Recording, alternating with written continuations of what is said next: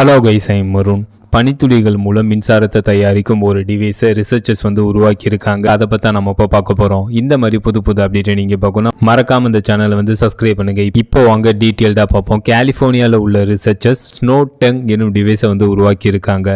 இந்த ஸ்னோடங் டிவைஸ் பார்ப்பதற்கு மெல்லிய டிரான்ஸ்பரண்ட் சிலிக்கான் பிளாஸ்டிக் ஷீட் போல இருக்கும். ஸ்னோடங் டிவைஸை இந்த சிலிக்கான் பிளாஸ்டிக் ஷீட்டை சோலார் பேனல் மீது ஒட்டிடுவாங்க.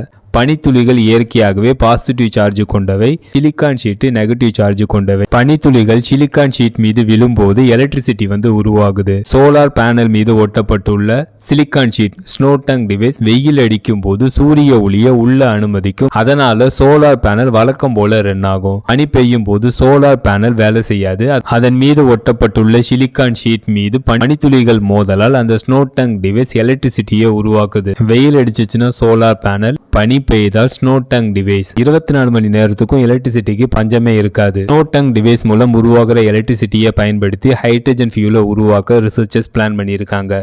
ஃபைனலாக அந்த வீடியோ எப்படி இருந்துச்சுன்னு கவுண்ட் பண்ணுங்க. See you.